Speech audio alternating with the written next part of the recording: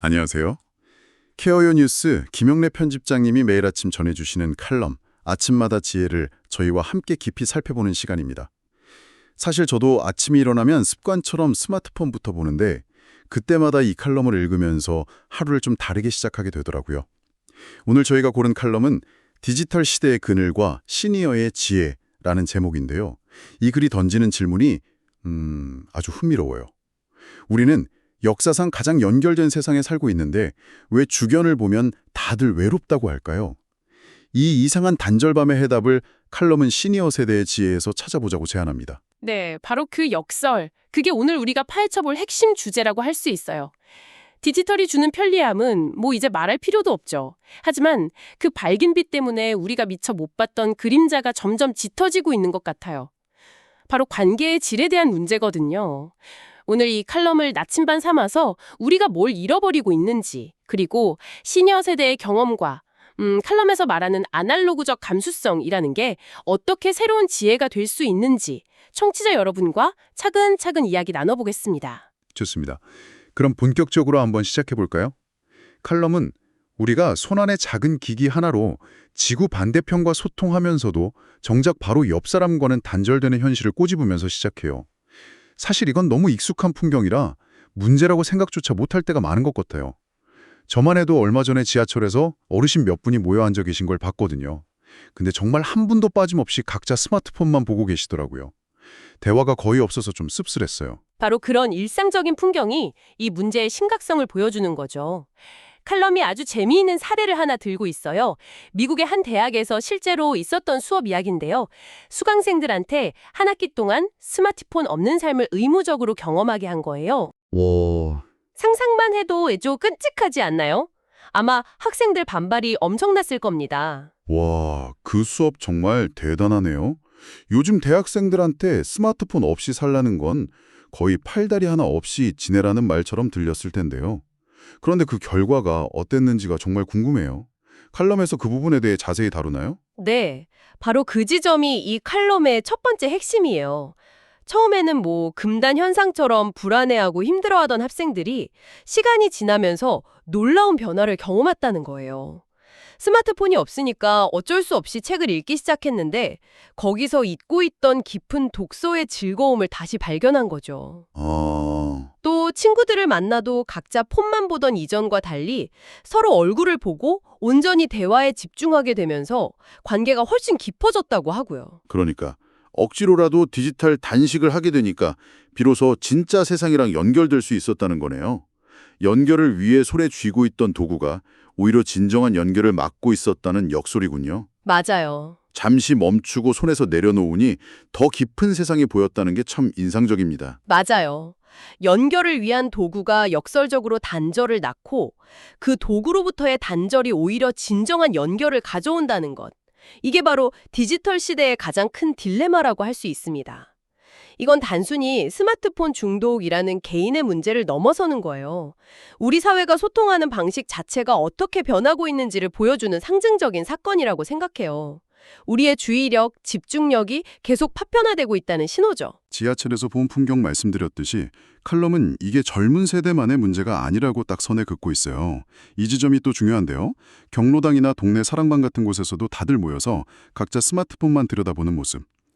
이제는 낯설지 않다고 묘사하는데 정말 공감이 갑니다. 여기서 우리가 좀 더 깊이 생각해 봐야 할 건 그 양면성이에요. 칼럼도 지적하듯이 디지털 기기는 시니어분들께 정말 중요한 도구가 될 수 있거든요. 멀리 사는 자녀나 손주들이랑 영상통화도 하고 건강 정보도 쉽게 얻고 때로는 무료함을 달래주는 좋은 친구가 되기도 하죠. 이건 분명 긍정적인 측면이에요. 그렇죠. 하지만 문제는 과도한 의존이 시작될 때 발생합니다. 현실 세계에서의 만남과 대화가 줄고 가상의 연결에만 매달리게 되면 오히려 정서적 고립감은 더 커질 수 있다는 분석이에요. 그렇군요. 외로움을 달래려고 스마트폰을 봤는데 그 행동이 오히려 현실 관계를 소홀하게 만들어서 결국 더 외로워지는 악순환에 빠질 수 있다는 말씀이시네요. 그 고리를 끊으려면 어디서부터 시작해야 할까요? 단순히 스마트폰을 못 쓰게 한다고 될 문제는 아닐 텐데요. 정확한 지적이세요. 특히 칼럼이 강조하는 건 평생을 얼굴과 얼굴을 마주하고 눈빛을 교환하면서 깊이 있는 관계를 맺는 데 익숙해온 시니어 세대에게 이런 소통 방식의 변화가 훨씬 더 큰 상실감으로 다가올 수 있다는 점이에요. 아, 상실감. 네, 이건 단순히 새로운 기술을 배우고 못 배우고의 차원이 아니에요. 평생을 살아오면서 쌓아올린 관계의 깊이, 소통의 온기가 점점 얕고 차가워지는 걸 느끼는 데서 오는 본질적인 상실감인 거죠. 삶의 방식 자체가 흔들리는 경험일 수 있어요. 듣고 보니 정말 심각한 문제네요. 그럼 이 거대한 흐름 앞에서 우리는 그냥 속수무책으로 있어야만 하는 걸까요? 칼럼이 여기서 어떤 희망적인 대안을 제시하는지가 궁금해집니다. 다행히도 칼럼은 문제 제기에서 멈추지 않아요. 여기서부터 아주 흥미로운 해법을 제시하는데 바로 시니어 세대 스스로가 가진 삶의 지혜와 경험에서 그 열쇠를 찾자는 거예요. 칼럼은 이걸 아날로그적 감성성이라는 멋진 표현으로 부릅니다. 아날로그적 감성성. 단어 자체는 좀 추상적으로 들리는데 구체적으로 어떤 의미일까요? 단순히 옛날 것을 그리워하는 그런 복고풍 취향과는 다른 개념이겠죠? 물론이죠. 이건 옛날이 좋았지 하는 식의 퇴행적인 이야기가 전혀 아니에요.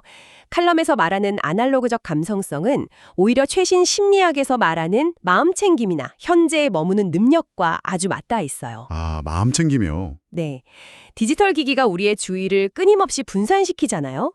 미래의 알림, 과거의 메시지 사이를 오가게 만들고요. 그런데 아날로그적 경험은 우리를 지금 여기에 온전히 집중하게 만드는 힘이 있거든요. 예를 들어 효율만 따지는 대신 서로 눈 맞추며 나누는 대화의 소중함을 아는 것. 빨리 결과물을 얻기보다 과정 자체의 즐거움을 누리는 느림의 미학을 이해하는 것. 이런 것들이 바로 시니어 세대가 평생을 살아오며 몸으로 체득한 지혜, 즉 아날로그적 감성성의 핵심이라고 할 수 있어요. 아, 그러니까 이건 일종의 기술이군요. 외부 자극에 휘둘리지 않고 현재 순간에 내 앞의 사람에게 온전히 집중하는 능력이요. 그렇게 생각하니까 우리가 디지털 시대에 들어서면서 그 정신적 근육을 거의 안 써서 퇴호해버린 것 같다는 생각도 드네요. 바로 그거예요. 그래서 이 아날로그적 감수성을 회복하는 것이 기술을 무조건 거부하는 게 아니라 오히려 기술의 홍수 속에서 나를 잃지 않고 균형을 잡는 열쇠가 될 수 있다는 겁니다. 이 지점에서 컬럼은 우리 모두에게 아주 근본적인 질문을 던져요.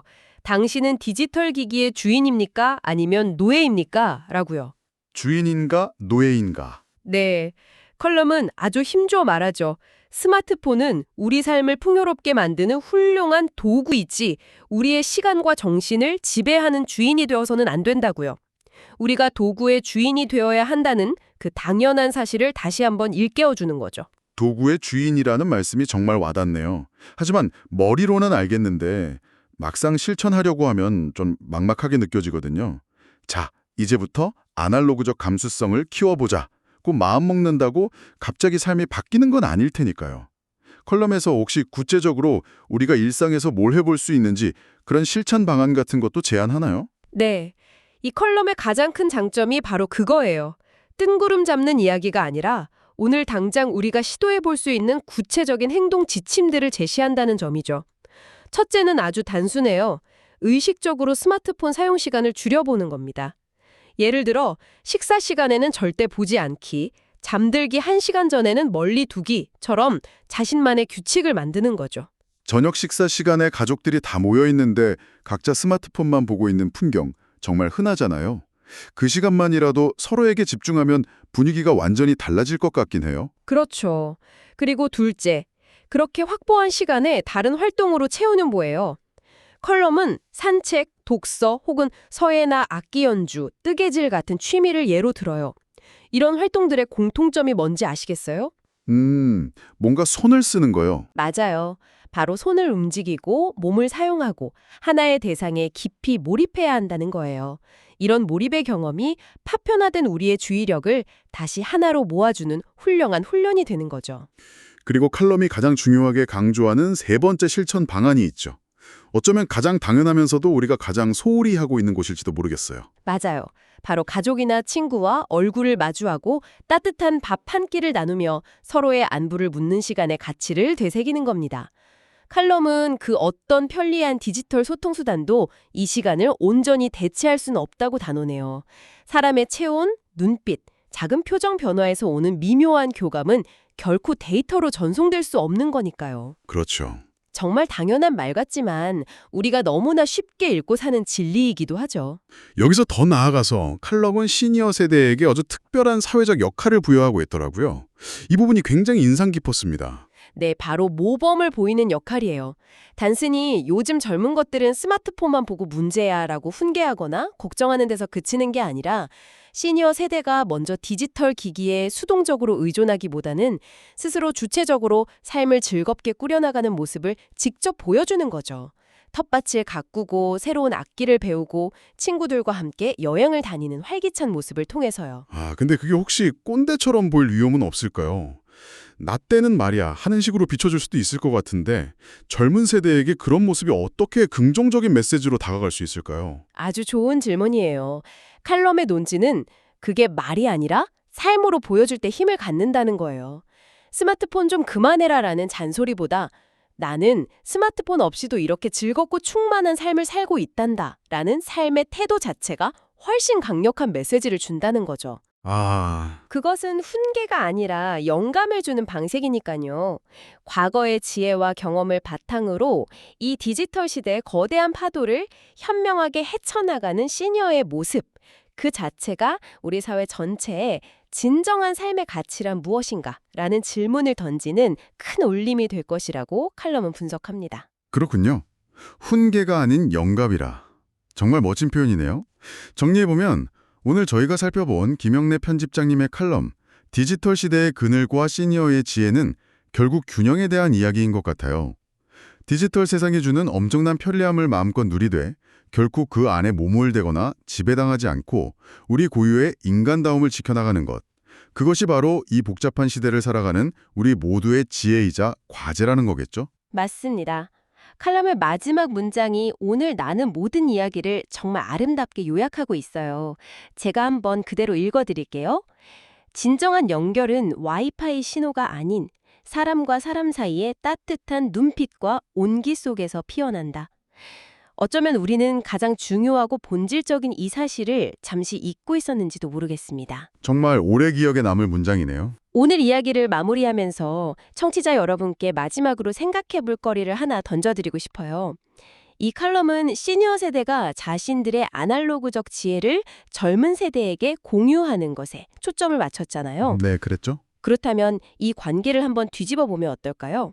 반대로 젊은 세대는 자신들의 뛰어난 디지털 활용 능력을 통해 시니어 세대가 그들의 소중한 지혜와 경험을 완전히 새로운 방식으로 표현하고 더 널리 공유하도록 어떻게 도울 수 있을까요?